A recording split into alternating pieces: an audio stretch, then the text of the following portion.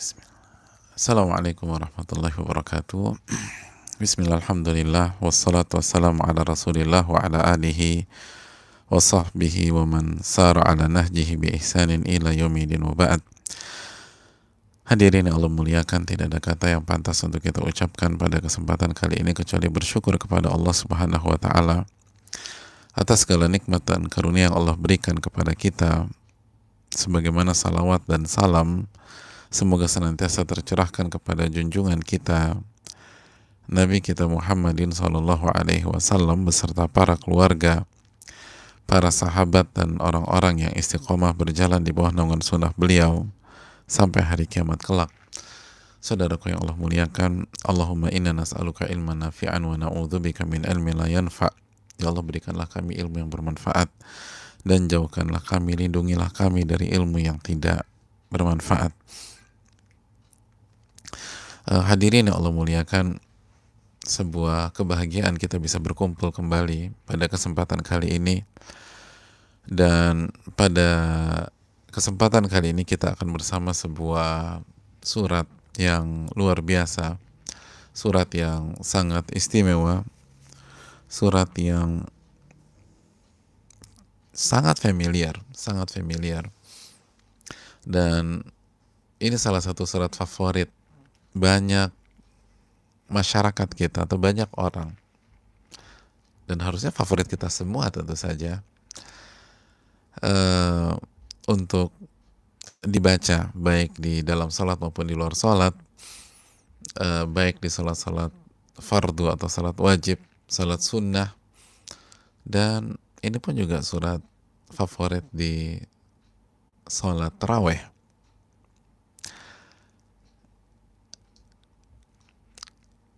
Surat An-Nasr, surat An-Nasr, jamaah sekalian. Iya, atau surat yang biasa kenal dengan nama surat Idza Jaa Nasrullahi wal Fath.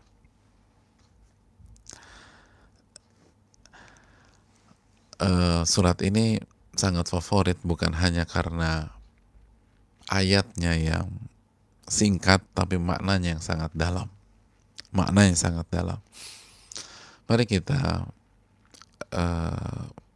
simak apa yang Allah firmankan dalam surat ini. Bismillahirrahmanirrahim. Idza jaa nasrullahi wal fath wa ra'aitan nasa yadkhuluna fi dinillahi afwaja fasabbih bihamdi rabbika wastaghfir innahu kana tawwaba. Allah Subhanahu wa taala berfirman yang artinya, jika pertolongan Allah telah datang dan pembukaan itu telah tiba, wa ra'aitan nasa yadkhuluna fi dinillahi afwaja, dan engkau melihat manusia masuk ke dalam agama Allah secara berbondong-bondong, maka bertasbihlah seraya bertahmidlah kepada Rabbmu dan beristighfarlah kepada Allah. Innahu kana tawwaba. Sesungguhnya Allah zat yang maha penerima taubat. Hadirin yang Allah muliakan, sekali lagi surat yang sangat singkat, hanya 3 ayat. Ini salah satu mengapa surat ini sangat favorit. 3 ayat. Tapi tentu saya bukan hanya pendeknya surat ini sekali lagi, tapi karena dalamnya maknanya. Sangat dalam. Hadirin yang Allah muliakan, surat ini pertama kali ditujukan kepada Nabi kita Sallallahu Alaihi Wasallam secara redaksi sebelum umatnya. Kita pun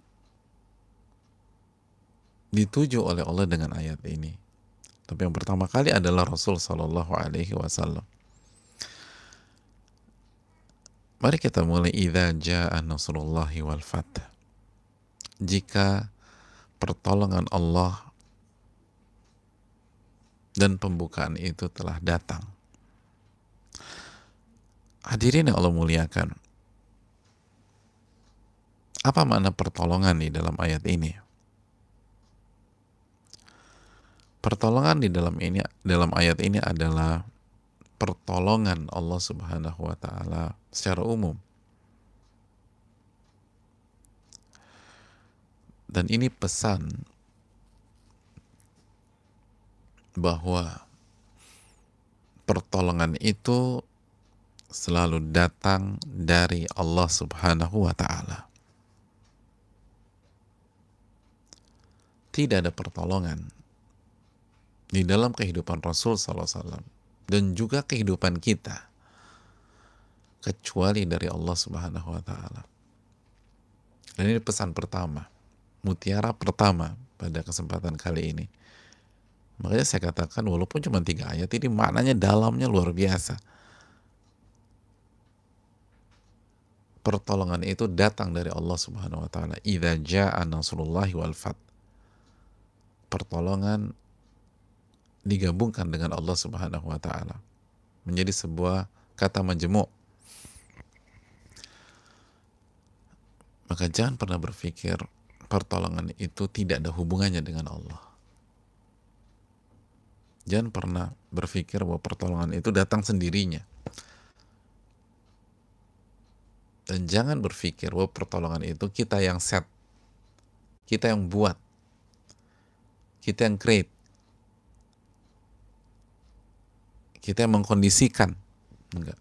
Sepintar apapun kita, secerdas apapun kita, sepengalaman apapun kita, sehebat apapun taktik kita, pertolongan itu datang dari Allah Subhanahu wa taala. Jika ayat ini ditujukan kepada sosok tercerdas di dunia, Rasulullah SAW, sosok paling bertakwa di dunia, Rasulullah SAW, sosok yang paling alim di dunia, Rasulullah SAW, sosok yang paling bertakwa di dunia, paling beriman di dunia, Rasulullah SAW, sosok yang paling beruntung di dunia, Rasulullah SAW.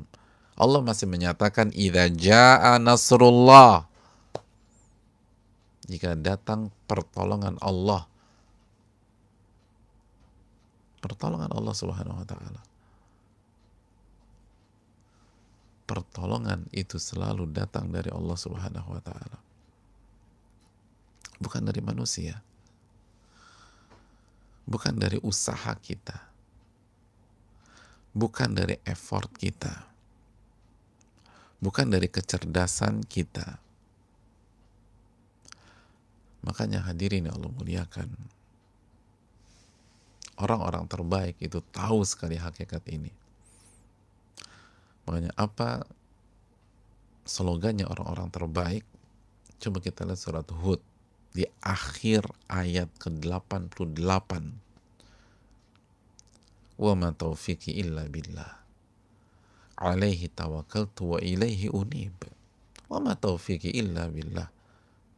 Tidak ada taufik kecuali dengan Allah Subhanahu wa taala, dengan pertolongan Allah, dengan taufik dari Allah Subhanahu wa taala. Alaihi tawakkaltu, dan aku hanya bergantung kepada Allah. Wa ilaihi unib, dan aku hanya kembali kepada Allah. Sekali lagi, jika pertolongan kepada Nabi SAW, Allah katakan itu pertolongan Allah. Hadirin yang Allah muliakan, bagaimana dengan kita yang penuh dengan kekurangan, penuh dengan kehilafan, penuh dengan dosa? Kita nggak secerdas Rasul SAW. Apalagi bicara ketakwaan, keimanan. Jauh jamaah. Lalu kita masih klaim ini karena saya, ini karena kepintaran saya, ini karena insting saya, ini karena kalkulasi saya, ini karena kecerdasan, ya ini karena pengalaman saya. Pengalaman? Bukankah banyak orang berpengalaman terjatuh di puncak karirnya? Bukankah orang-orang cerdas itu terjatuh karena dirinya sendiri? Pertolongan itu berasal dari Allah Subhanahu wa taala. Ini harus kita camkan.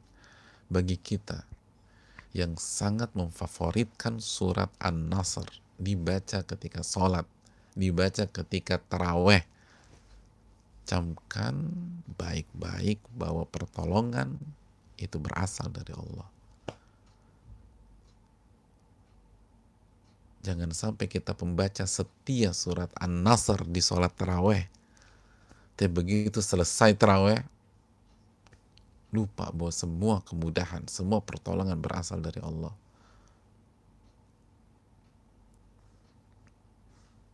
Terus jadi surat yang kita baca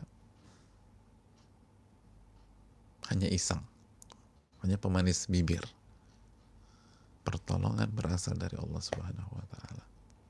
Jangan pernah ada yang mengklaim itu dari saya. Jangan pernah ada yang berpikir itu dari manusia semata. Mungkin secara kasat mata dia yang tolong kita, tapi yang menggerakkan hati dia agar tolong kita siapa? Bukankah dia hanya hamba Allah Subhanahu wa Ta'ala?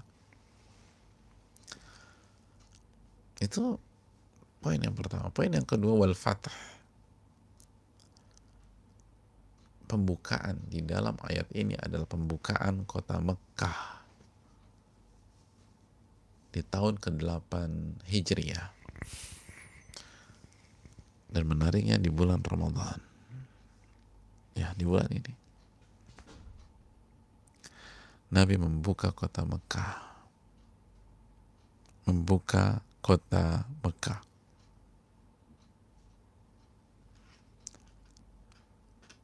Itu yang dilakukan Nabi Shallallahu Alaihi Wasallam setelah Nabi SAW melakukan perjanjian di Hudaybiyah di tahun ke-6. Lalu orang-orang Quraisy melanggar perjanjian tersebut, dan dengan dilanggarnya perjanjian itu batallah perjanjian itu dengan sendirinya. Perjanjian yang salah satu isinya adalah gencatan senjata. Dan begitu dilanggar oleh orang Quraisy, maka Nabi SAW bertekad untuk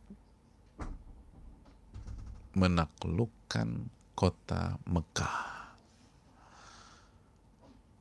Dan pada saat itu beliau bersama 10.000 pasukan. 10.000 pasukan. Karena misinya misi besar, menaklukkan kota Mekah.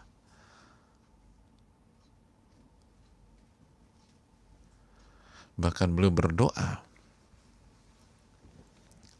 diriwayatkan dalam riwayat atau berani, Allahumma ammi akhbarana anhum. Ya Allah,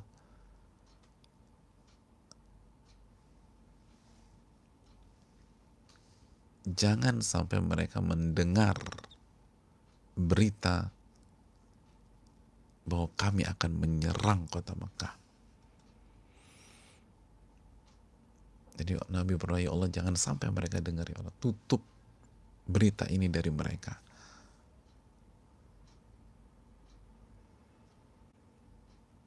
Dan Allah ijabah.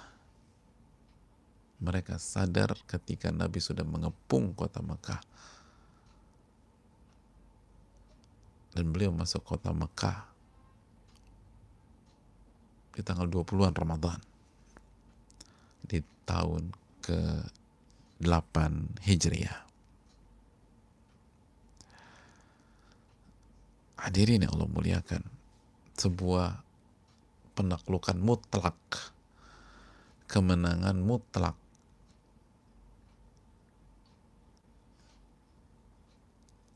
Bisa dikatakan tidak ada perlawanan yang berarti. Hadirin yang Allah muliakan. Dan akhirnya Nabi SAW menaklukkan kota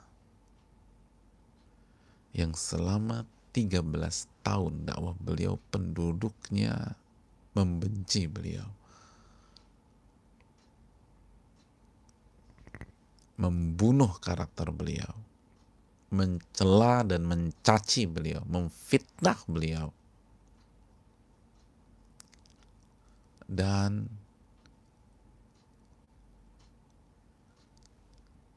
menyiksa para sahabat beliau. Bahkan sebagiannya syahid, seperti Sumayyah radhiyallahu taala anha, Yasir radhiyallahu taala anhu.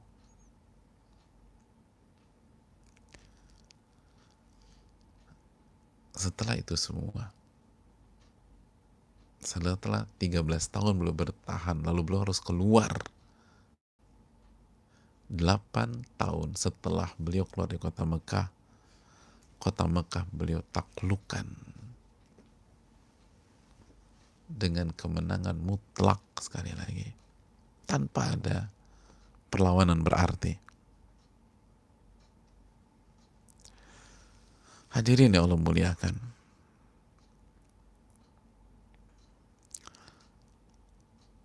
dan beliau memaafkan orang-orang yang selama ini menzolimi beliau.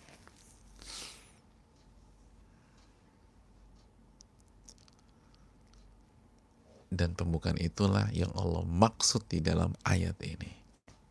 Idza jaa nasrullahi wal fath. Dan dengan pembukaan ini, kota Mekah kembali menjadi simbol tauhid kepada Allah Subhanahu wa taala. Seluruh berhala disingkirkan oleh Nabi kita sallallahu alaihi wasallam.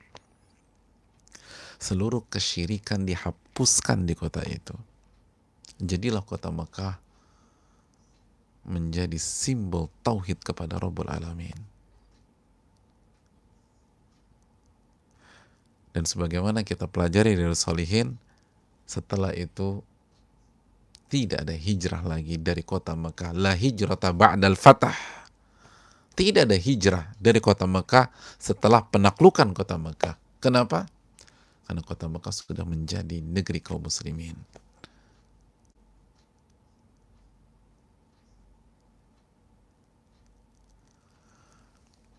Hadirin yang Allah muliakan, Allah ingatkan idza jaa nasrullahi wal fath, dan jika pertolongan Allah dan pembukaan itu telah datang.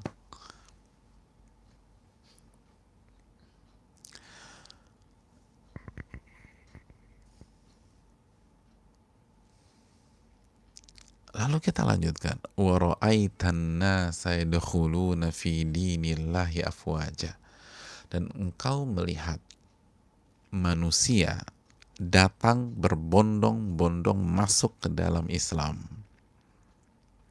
Masuk ke dalam Islam.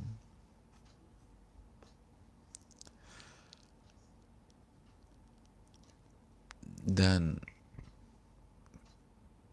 grafiknya sangat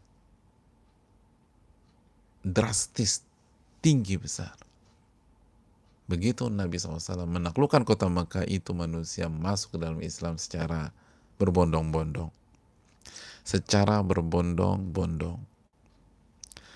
Dan Nabi SAW melihat dengan mata kepala beliau sendiri, Sallallahu Alaihi Wasallam.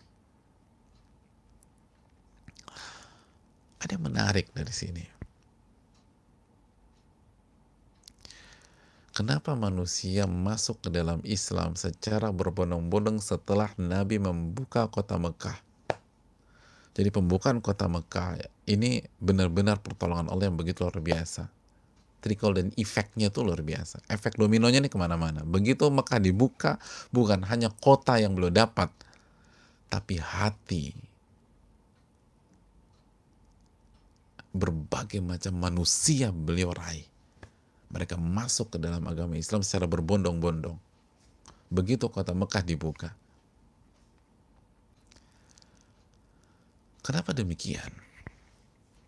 Saudaraku yang Allah muliakan, sebagian para ulama, ini menarik sekali. Sebagian para ulama menjelaskan mengapa banyak manusia, banyak orang-orang Arab pada saat itu, dan banyak manusia masuk ke dalam agama Islam ketika Nabi SAW membuka kota Mekah. Ini ada kaitannya dengan kejadian dalam surat yang kita bahas beberapa hari yang lalu. Surat apa? Al-Baqarah. Kayaknya kita belum bahas Al-Baqarah. Surat apa? Kayaknya suratnya Abu Lahab, Pak Ustaz. Bukan. Surat Al-Fil. Surat Al-Fil. Hadirin yang Allah muliakan.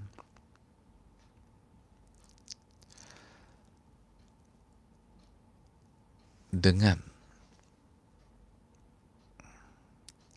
hancurnya Abraha dan pasukan gajah secara tragis,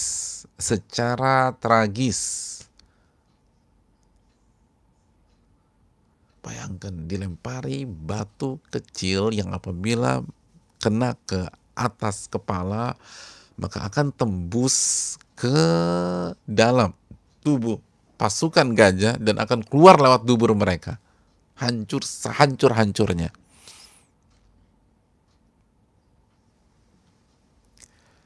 Dan misi mereka berantakan. Alam taro kaifa fa'ala rabbuka bi ashabil fil alam yaj'al kaidahum fi tadlil. Bukankah Allah yang menghancurkan semua makar mereka, semua niat busuk mereka?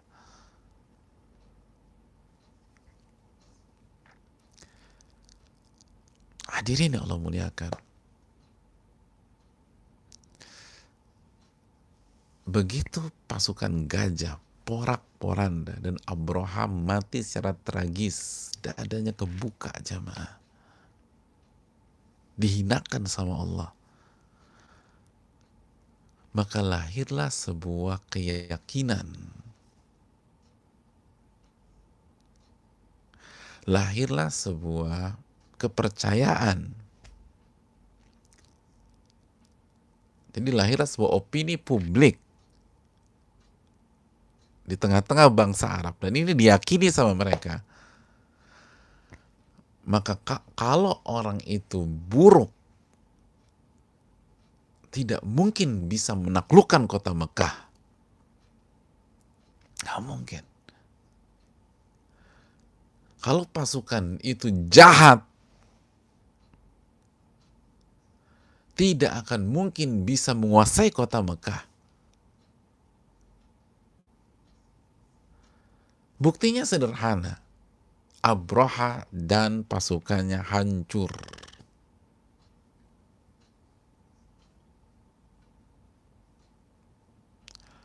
Abraha dan pasukannya hancur.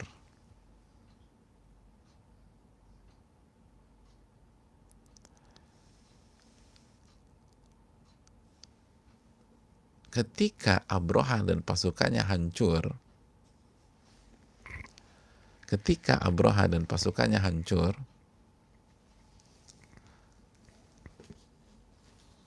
sedangkan kekuatannya luar biasa,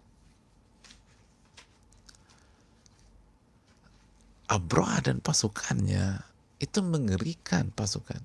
Gajah diikut sertakan.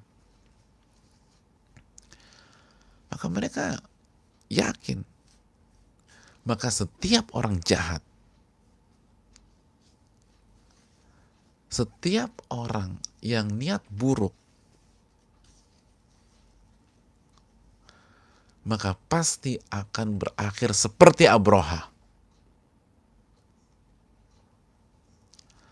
Pasti akan berakhir seperti Abraha.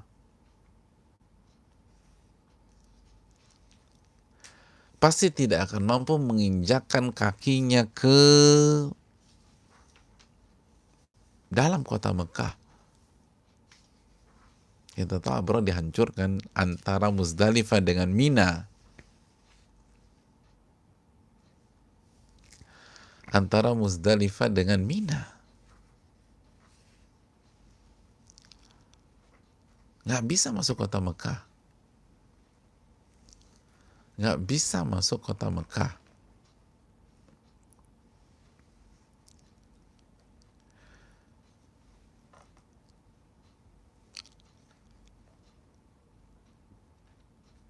Padahal Taif takluk. Semua bertekuk lutut.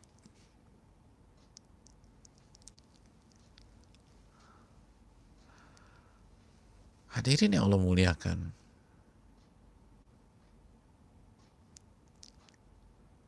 Maka sekali lagi, ketika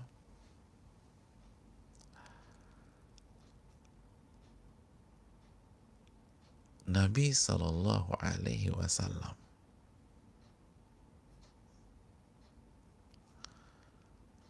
berhasil masuk ke kota Mekah dan benar-benar tidak ada perlawanan,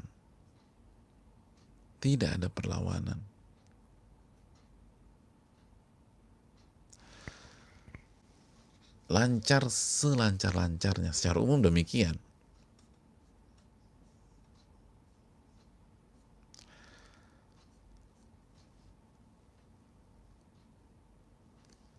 Lalu beliau bisa menyingkirkan berhala dengan mudah.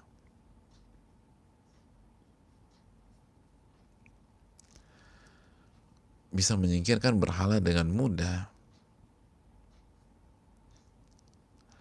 Tidak ada kutukan, tidak ada burung ababil,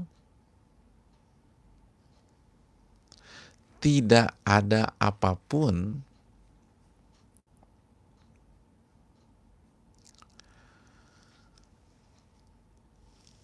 maka orang-orang Mekah atau orang-orang Arab yakin seyakin-yakinnya bahwa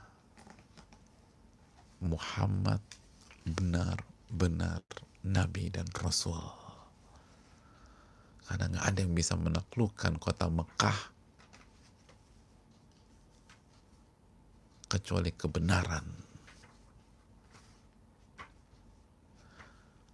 Tidak ada yang bisa menaklukkan kota Mekah kecuali kebaikan. Karena Abroha hancur. Abroha hancur sehancur-hancurnya.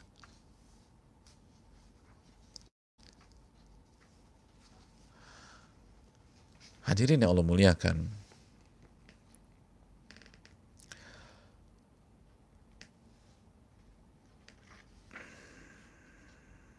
Ini yang perlu kita camkan. Lihat bagaimana Allah Subhanahu wa Ta'ala. Bagaimana Allah Subhanahu wa Ta'ala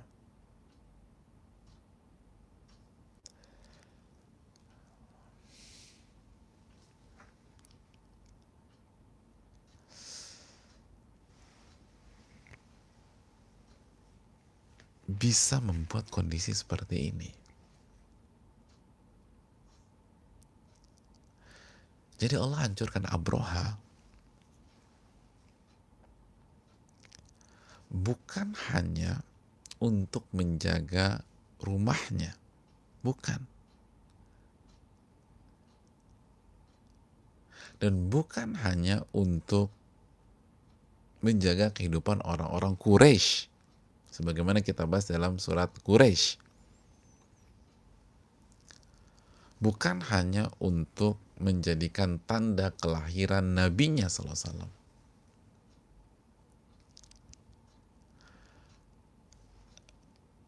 tapi untuk tujuan jauh ke depan, untuk mempersiapkan psikisnya orang-orang Arab,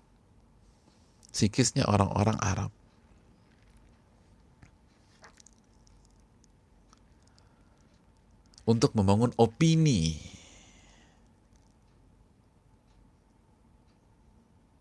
sehingga nanti ketika nabinya bisa buka kota Mekah, semua akan terbelalak dan mengatakan ini baru benar. Karena kalau Muhammad itu pembohong, nggak mungkin dia bisa masuk kota Mekah, nggak mungkin.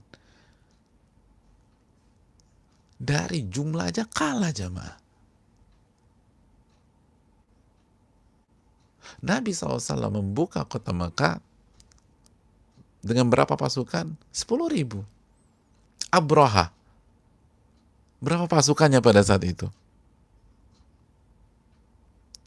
Siapa yang masih ingat? Berapa?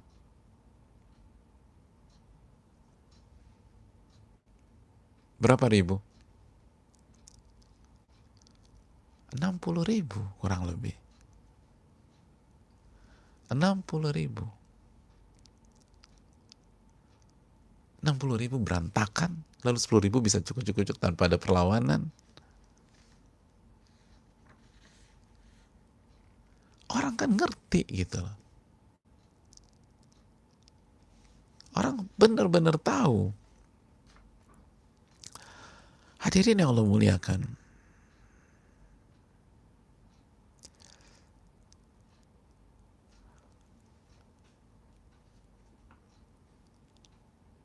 Kan orang lihat 60.000 hancur kocar kacir. 60.000 nggak bisa nembus kota Mekah. Sedangkan ini 10.000 bisa masuk dan bisa masuk ke dalam Ka'bah, lalu disingkirkan tuh dalam Ka'bah, berhala dalam Ka'bah disingkirkan semua. Benar ini. Ini pasti benar. Lihat jamaah. Bagaimana kehebatan Allah Subhanahu wa taala. Innallaha ala kulli syai'in qadir. Satu kejadian itu nembaknya banyak. Satu kejadian nembaknya banyak. Coba kita hitung. Dari kasus Abraha ke pembukaan kota Makkah, selisihnya berapa lama? Sampai Nabi diutus 40 tahun. Jadi dari tahun gajah sampai Nabi diutus 40 tahun. Kita tahu bersama. Dari Nabi diutus sampai Nabi hijrah 13 tahun. Berarti berapa tuh? 53 tahun. Ya kan? 53 tahun. Lalu 53 tahun tambah 8. Berapa? 61 tahun. Allahu Akbar. Ini loh surat yang cuma 3 ayat ini. 61 tahun. Sebuah kejadian 61 tahun yang lalu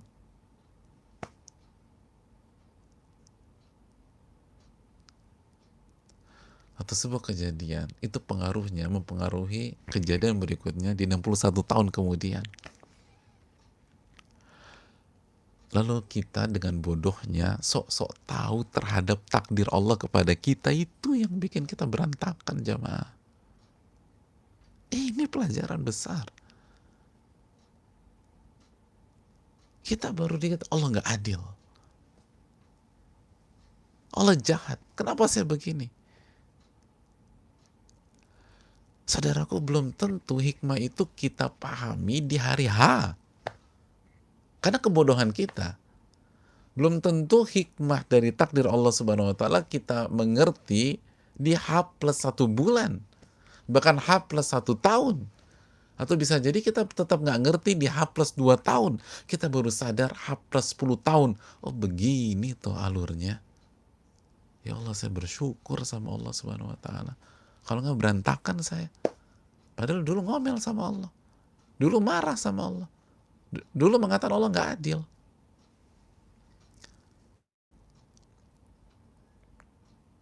Setelah 10 tahun kemudian, oh begini alurnya. Ini 61 tahun kemudian jamaah. Orang tuh masuk berbondong-bondong, itu ada pengaruh kasus Abraha. Dijelaskan sebagian para ulama. Mereka masih ingat. Gimana nggak ingat tuh? Itu kejadian spektakuler. Tiba-tiba ada burung. Lalu cuman modal batu, tapi hancur semuanya. 60.000 hancur, lalu 10.000 bisa masuk santai. Dalam tanda kutip ya, nggak santai juga. Tapi 10.000 bisa masuk sampai ke jantung kota Mekah, lalu menyingkirkan seluruh berhala yang selama ini diibadahi, disembah, lalu nggak ada burung sama sekali,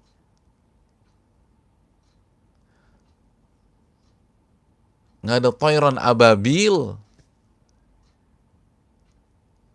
nggak ada serangan, nggak ada geledek, nggak ada gempa bumi, lancar selancar-lancarnya.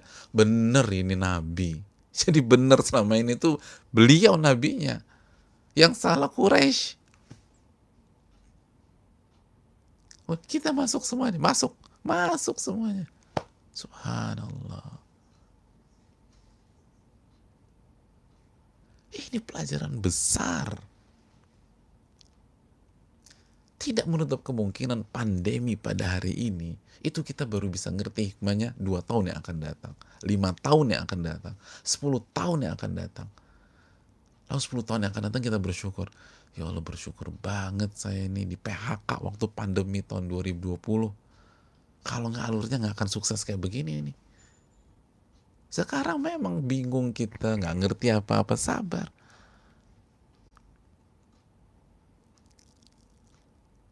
Kita yang misalnya diselingkuhin sama pasangan kita, atau cerai, dan pada saat itu kita merasa jadi orang paling terpuruk di dunia. Lo sabar. Bisa jadi karena perceraian Anda dulu, Anda dapat hikmah besar. Bukan di tahun pertama setelah Anda bercerai. Bisa jadi di tahun-tahun berikutnya. Oh, ini alurnya. Ini alurnya. Kalau saya nggak bercerai, saya nggak akan bisa dapat hidayah seperti ini. Saya nggak bisa dapat pasangan yang lebih baik lagi.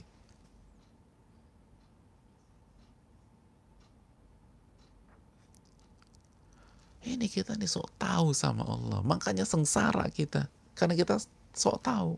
Bukannya menggunakan iman, menggunakan kesoktahuan kita. Padahal Allah sudah berfirman dalam surat Al-Baqarah 216, Wallahu ya'lam wa antum la ta'lamun. Allah yang maha tahu, kalian nggak ngerti apa-apa. Ini wara'aitan nasa yadkhuluna fi dinillahi afwaja. Itu ada kaitannya dengan alam yaj'al kaidahum fi tadlil.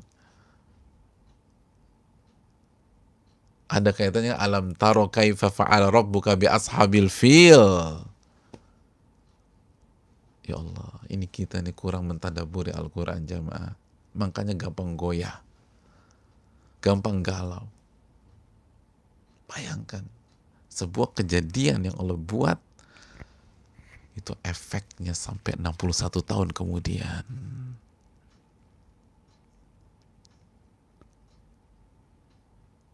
Itu alasannya. Ini bukan sebatas pembukaan kota Mekah, ini pembuktian. Ini bukan hanya menghancurkan Abroha, ini adalah sebuah grand design, membangun opini publik yang sangat luar biasa. Nggak ada yang lebih hebat dari ini. Nggak mungkin ada orang jahat bisa masuk ke kota Mekah. Tiba-tiba Nabi SAW masuk, berarti bukan orang jahat orang ini. Ini Nabi dan Rasul. Allahu Akbar. 60.000 berantakan dan 10.000 bisa masuk sampai ke jantung dan menghilangkan berhala. Kita lanjutkan jemaah. Fasabbih bihamdi rabbika wastaghfir innahu kana tawwaba. Maka bertasbihlah kepada Rabbmu, bertahmidlah kepada Rabbmu, dan beristighfarlah. Karena sesungguhnya ia adalah zat yang maha penerima taubat. Allahu Akbar. Kita disuruh, Rasul disuruh bertasbih, bertahmid, dan beristighfar. Hadirin yang Allah muliakan. Apa arti tasbih? Tasbih adalah mensucikan Allah. Apa maksud mensucikan Allah? Dari apa kita sucikan Allah? Kata para ulama akidah, dari 2 hal. Hal yang pertama, dari seluruh sifat negatif.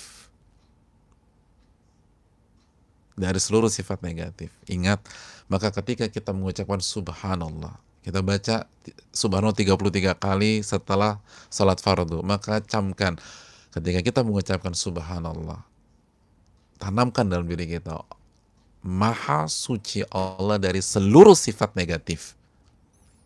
Contoh sifat negatif apa sih? Menzolimi, itu negatif. Allah nggak mungkin zolim. Maka kondisi hari ini pasti yang terbaik buat kita. Kenapa? Nggak mungkin Allah zolimi kita. Allah maha suci dari menzolimi kita. Allah maha suci.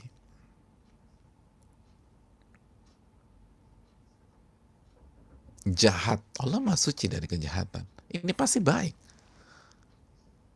Itu yang pertama. Yang kedua, maha suci dari ketidaksempurnaan. Ketidaksempurnaan.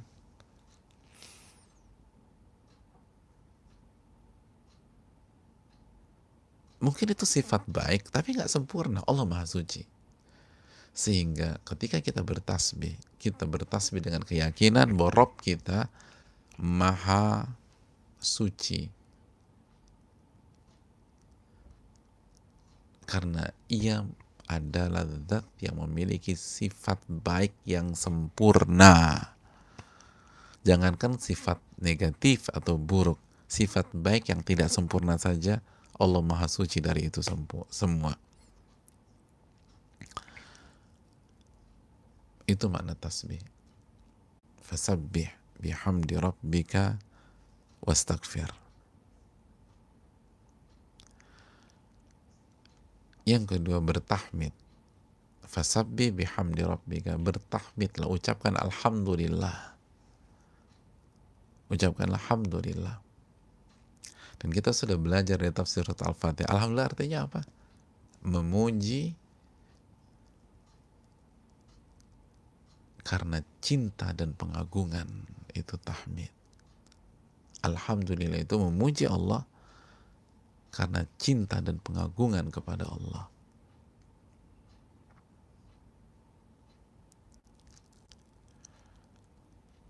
Lalu yang ketiga, disuruh beristighfar kepada Allah.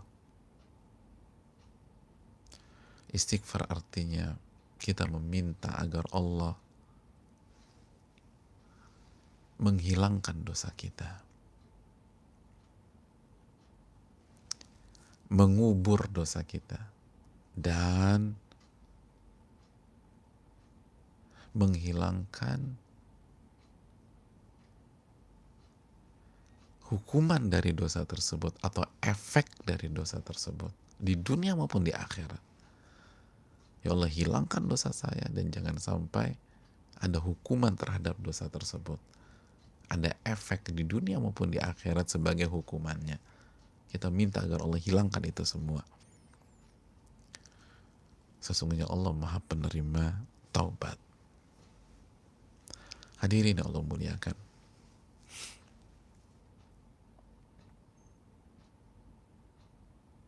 Ini menarik. Ini sangat menarik. Dan ini membedakan orang-orang beriman saat diberikan pertolongan oleh Allah, diberikan kemenangan oleh Allah, dengan orang-orang yang tidak beriman ketika mendapatkan kemenangan atau kesuksesan.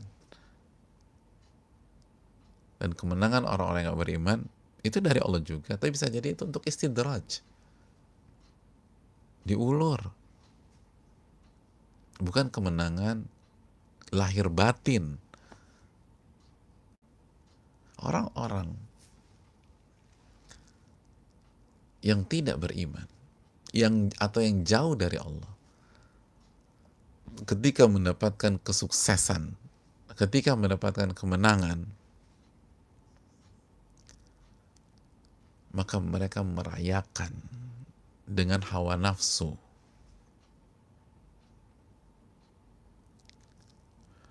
Mereka rayakan dengan maksiat. Sebagian dari mereka minum-minum. Sebagian dari mereka main perempuan. Berzina. Kenapa? Rayakan kemenangan. belum lagi arah ke drugs. Pokoknya yang penting menang, udah rayain deh, kita menang nih sekarang. Adapun orang-orang beriman, lihat, fasabbih bihamdi rabbika wastaghfir. Orang-orang beriman perbanyak tasbih, lalu memuji Allah, lalu beristighfar kepada Allah Subhanahu wa taala. Hadirin, sebagian para ulama menjelaskan kenapa Allah perintahkan kita untuk melakukan hal ini. Bertasbih, bertahmid, dan beristighfar. Kita bahas dulu kenapa tasbih. Dan kenapa tasbih disebutkan pertama kali. Fasabbih. Kalau jawaban globalnya, sebelum kita jelas jawaban globalnya dulu. Kenapa kita harus bertasbih, bertahmid, dan beristighfar? Karena simpel, keyakinan kita bahwa kemenangan semua berasal dari Allah. Maka ini bentuk syukurnya orang-orang beriman. Berbeda dengan orang yang gak beriman. Dia merasa ini karena kehebatan saya, ini karena kecerdasan saya, ini karena kekuatan saya, ini karena hoki saya. Orang-orang beriman enggak. Kemenangan dari Allah. Maka ketika dikasih kemenangan, fasabbih bihamdi rabbika wastaghfir.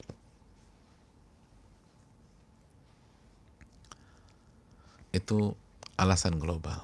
Karena ini dari Allah. Kita nggak punya hak tenggelam dalam euforia kemenangan dengan hawa nafsu kita. Kita nggak punya hak bebas merayakan kemenangan.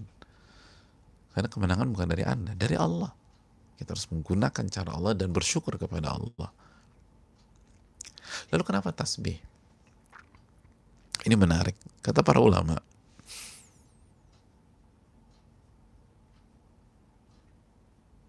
hadirin yang Allah muliakan,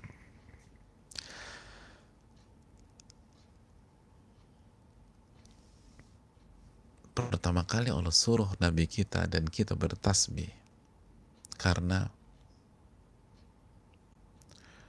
untuk mensucikan Allah.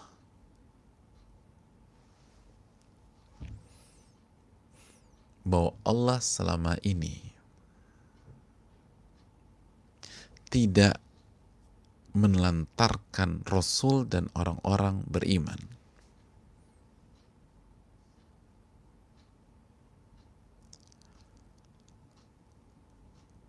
Namun Allah memberikan kemenangan di waktu yang tepat.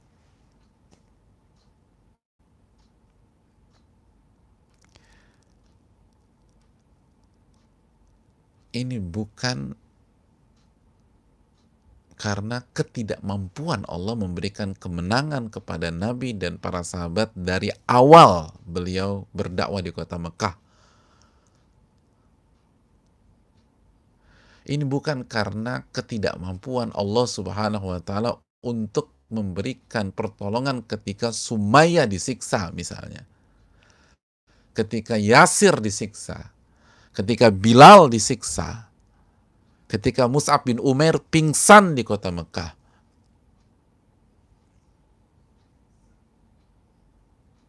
Dan ini bukan karena Allah Subhanahu wa taala membiarkan orang-orang beriman diinjak-injak dan dihancurkan, disiksa, dizolimi. Subhanallah, maha suci Allah dari sifat-sifat itu. Ini bukan karena ketidakmampuan Allah.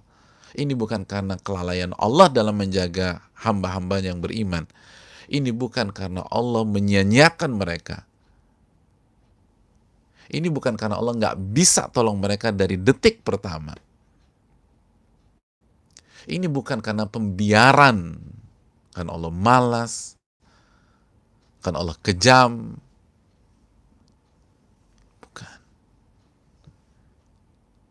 Maha suci Allah dari itu semua. Makanya pertama kali diperintahkan fasabbih, maka bertasbihlah.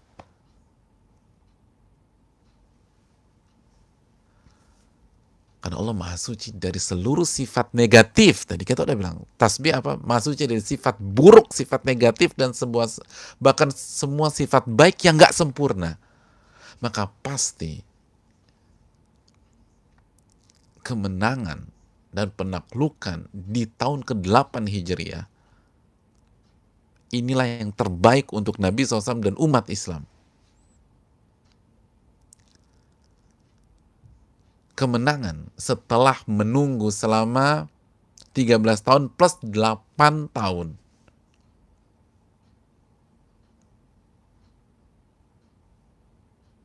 Tiga belas plus 8, 21 tahun. Inilah yang terbaik. Kalau manusia baru bisa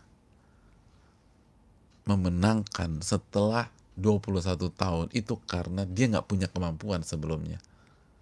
Itu karena dia harus menyusun kekuatan dulu. Dia harus nyicil. Allah nggak perlu. Kun fayakun. Kalau Allah mau tinggal dibalikin aja. Tapi Allah nggak mau seperti itu. Karena ini yang terbaik. Di tahun ke-8 yang terbaik. Bukan di awal. Tahun ke-8 yang terbaik. Di Ramadan itu yang terbaik. Jadi jamaah yang Allah muliakan, tasbih ini dalam. Kenapa nggak yang lain? Kenapa tasbih? Untuk mematahkan seluruh suudzon yang mungkin terbesit. Untuk mematahkan seluruh hal-hal yang keliru. Untuk menjelaskan ini bukan karena Allah nggak mampu atau Allah membiarkan atau Allah zalim. Bertasbihlah wa ma'at fasabbih. Maha suci engkau ya Allah. Maha suci engkau. Oh, luar biasa jamaah. Lalu yang kedua, bihamdi rabbika, bertahmid. Dan ini clear, karena ini adalah kenikmatan, ini adalah pertolongan, ini adalah penaklukan. Maka yang berhak dipuji adalah Allah dengan rasa cinta dan pengagungan kita kepada Allah. Ini pelajaran bagi kita. Yang berhak dipuji adalah Allah, bukan diri kita. Sesukses apapun kita, bukan kita yang berhak dipuji. Bukan kita pahlawannya. Bukan kita hero-nya. Bukan. Allah subhanahu wa ta'ala yang paling berhak dipuji. Alhamdulillahi rabbil alamin. Segala puji bagi Allah, Rabb alam semesta. Jika insya Allah COVID itu hilang dan pandemi ini berakhir, yang paling berhak dipuji adalah Allah subhanahu wa ta'ala. Bukan kita. Bukan manusia. Allah subhanahu wa ta'ala. Fasabbih bihamdi rabbika wastaghfir. Dan beristighfarlah. Dan beristighfarlah. Kenapa disuruh beristighfar hadirin?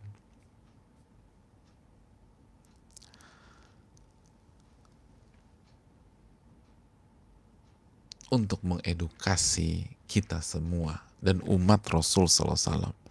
Kalau Rasul sallallahu alaihi wasallam yang maksum saja, yang terjaga saja disuruh beristighfar ketika meraih kemenangan dan kesuksesan, apalagi kita?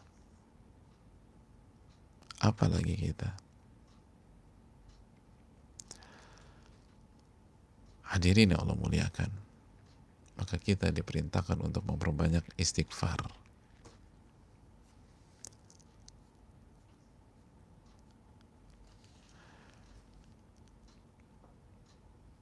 Dan ini mengajarkan kepada kita, sesukses apapun kita, seberhasil apapun kita, pasti ada kekhilafan yang kita lakukan, pasti ada kesalahan yang kita kerjakan.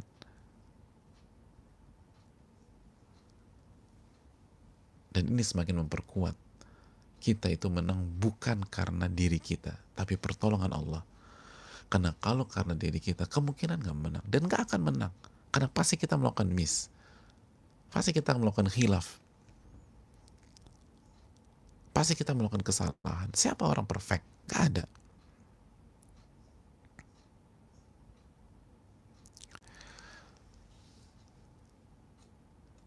Ini yang perlu kita camkan, hadirin yang Allah muliakan.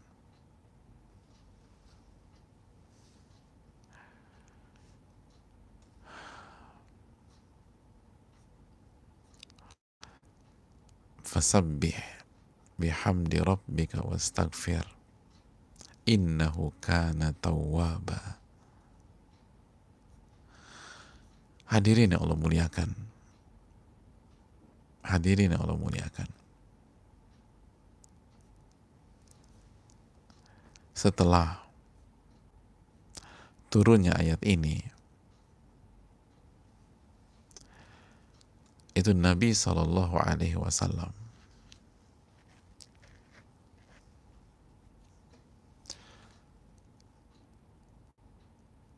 kata Aisyah, istri beliau, ibunda kita Aisyah radhiyallahu taala anha, itu menyatakan, kana Rasulullah sallallahu alaihi wasallam yukthiru an yaqula fi ruku'ihi wa sujudih subhanakallahumma rabbana wa bihamdika Allahumma gfirli.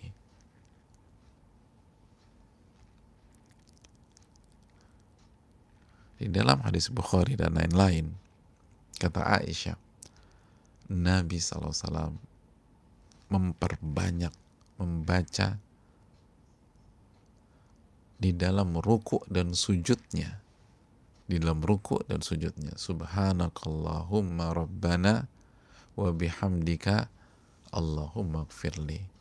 Subhanaka, beliau bertasbih, maha suci engkau ya Allah, rabbana wa bihamdika, kami bertahmid memujimu, Allahumma gfirli, ya Allah ampunilah aku. Fasabbih bihamdi rabbika wastaghfir, semuanya dalam doa ruku' dan sujud tersebut. Maka kita disunnahkan membaca doa ruku' dan sujud ini selain misalnya kita selama ini baca subhana rabbiyal azim ketika ruku' atau subhana rabbiyal a'la ketika sujud.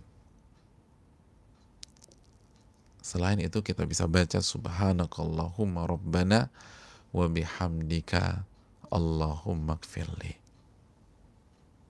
Allahumma gfirli. Dan itulah doa ruku' dan sujud yang sangat sering dibaca Nabi SAW setelah ayat ini turun sampai Nabi SAW wafat Sallallahu Alaihi Wasallam. Hadirin yang Allah muliakan, yang terakhir, surat ini adalah sebuah isyarat sebagaimana yang dipahami oleh Abdullah bin Abbas, Umar bin Khattab radhiyallahu ta'ala anhuma dan lain-lain. Kita simak apa yang disampaikan Abdullah bin Abbas dalam hadis yang dikeluarkan Imam Bukhari. Kana Umar bin Al-Khattab radhiyallahu ta'ala anhu yudakhiluni ma'asyakhi Badar. Umar bin Khattab radhiyallahu ta'ala anhu itu suka mengajak aku untuk berkumpul bersama tokoh-tokoh senior alumni perang Badar. Faka'anna ba'dahum wajada fi nafsihi, dan sebagian dari mereka nggak nyaman dengan kehadiranku. Fada'ahum dhata yaum,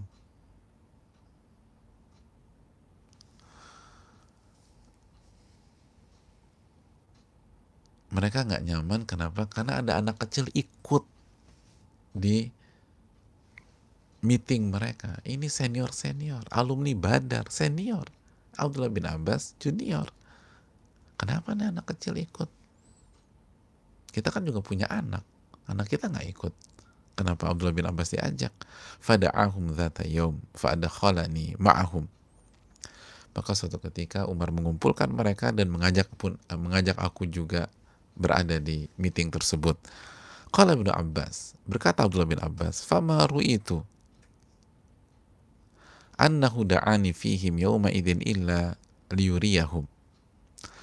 Dan aku merasa atau aku melihat pada saat itu Umar mengajak aku di hari itu hanya untuk memperlihatkan kepada mereka bahwa beliau tidak salah ketika selama ini mengajakku ngumpul bareng mereka. Lalu Umar bertanya kepada mereka, ma taquluna fi qawlihi azza wa jal.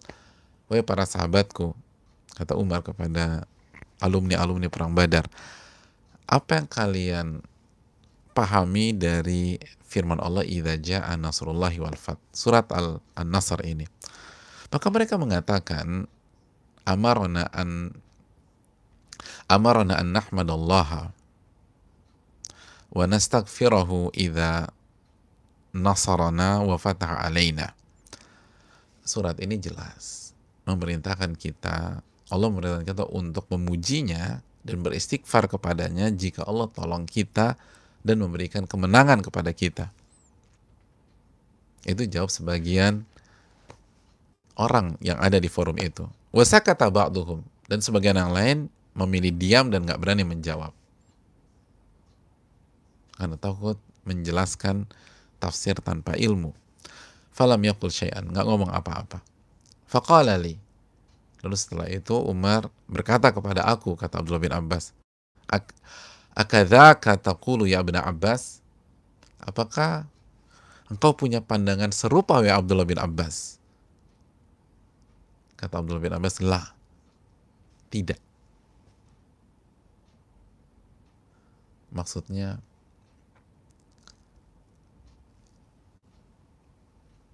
masih ada yang kurang. Ada hal lain dari apa yang disampaikan mereka. Ma taqul, kalau gitu apa pandangan engkau? Apa yang kau pahami dari ayat ini? Faqultu huwa ajalu Rasulillahi sallallahu alaihi wasallam. A'lamahu Allahu lah. Selain yang disebutkan oleh mereka, surat ini adalah isyarat bahwa ajal Rasul sallallahu alaihi wasallam telah dekat. A'lamahu Allahu lah. Allah memberitahu kepada nabinya secara tersirat. Idza jaa nasrullahi wal fath fadzalika alamatu ajalik. Jika telah datang pertolongan Allah dan pembukaan kota Mekah, itulah tanda ajalmu telah dekat. Fasabbih bihamdi rabbika wastaghfir innahu kana tawwaba. Maka karena engkau telah dimenangkan dan ajalmu telah dekat, maka bertasbihlah kepada Rabbmu. Pujilah Allah Subhanahu wa taala, beristighfarlah karena Dia adalah Zat yang Maha penerima taubat. Umar mengatakan, la a'lamu minha illa ma taqul. Tidak ada aku tahu kecuali apa yang dikatakan oleh engkau ya Abdullah bin Abbas. Artinya aku juga sependapat dengan engkau. Ini adalah isyarat bahwa ajal Nabi telah dekat. Karena sudah mendapatkan kemenangan besar. Pembukaan kota Mekah. Dan ini pelajaran bagi kita. Rasulullah SAW diwafatkan di puncak kehidupan beliau. Di puncak kehidupan beliau. Setelah pembukaan kota Mekah, haji wada, lalu beliau isi hari-hari beliau dengan tasbih, tahmid, dan istighfar kepada Allah. Kata para ulama, itulah klimaks terbaik di dunia. Di puncak kehidupan. Di puncak kehidupan. Beliau menaklukkan kota terbaik di dunia, Mekah, kota terbaik di dunia. Beliau ganti dari simbol kesyirikan menjadi simbol tauhid kepada Allah. Kota yang selama ini menindas, bukan kota, mohon maaf, penduduk kota itu yang selama ini menindas beliau, beliau balikkan dengan pertolongan Allah Subhanahu wa taala. Lalu beliau berhaji setelah itu. Lalu beliau isi hari-hari terakhir beliau dengan tasbih, tahmid, dan istighfar yang diperbanyak oleh beliau. Itu puncak kehidupan seorang hamba. Dan di titik itulah beliau diwafatkan. Nah, tugas sudah selesai. Subhanallah. Nabi SAW diwafatkan di puncak kehidupan beliau, dan ketika tugas sudah beliau kerjakan, pertolongan sudah datang. Itu cita-cita semua orang, wafat di puncak kehidupan, ketika semua tanggung jawab kita sudah kita berhasil penuhi. Betapa banyak orang yang meninggal dunia, satupun tanggung jawabnya nggak ada yang dia kerjain. Betapa banyak orang meninggal dunia, satupun anaknya nggak dia didik, Masya Allah. Itu bukannya tanggung jawab. Tsumma latus'alunna yawma idzin 'anil na'im. Dia akan ditanya sama Allah. Wal mar'atu ra'iyatun mas'ulatun an baiti zawja wa auladi. Wanita akan ditanya sama Allah tentang rumahnya dan anak-anaknya. Kullukum ra'in wa kullukum mas'ulun an ra'iyati. Setiap kalian adalah pemimpin dan akan ditanya tentang siapa yang kalian pimpin. Bagaimana kalian memimpin mereka?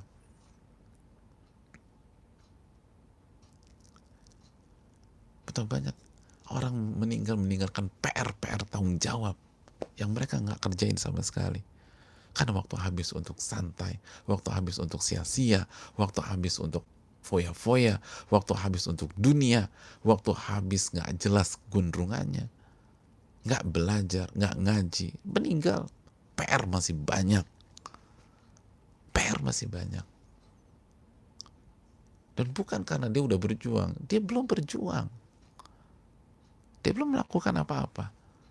Waktu habis. Itu tadi surat Al-Asr. Wal asri innal insana lafi khusr. Sesungguhnya manusia itu merugi.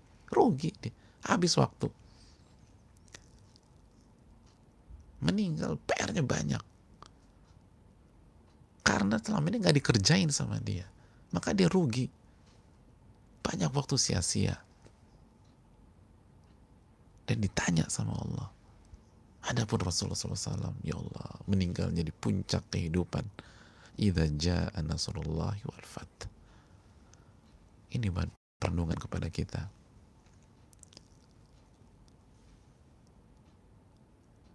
Semoga kita bisa meneladani Rasul kita sallallahu alaihi wasallam. Ini bisa disampaikan. Subhanakallahumma wa bihamdika, asyhadu an la ilaha illa anta, astaghfiruka wa atubu ilaik. Assalamualaikum warahmatullahi wabarakatuh.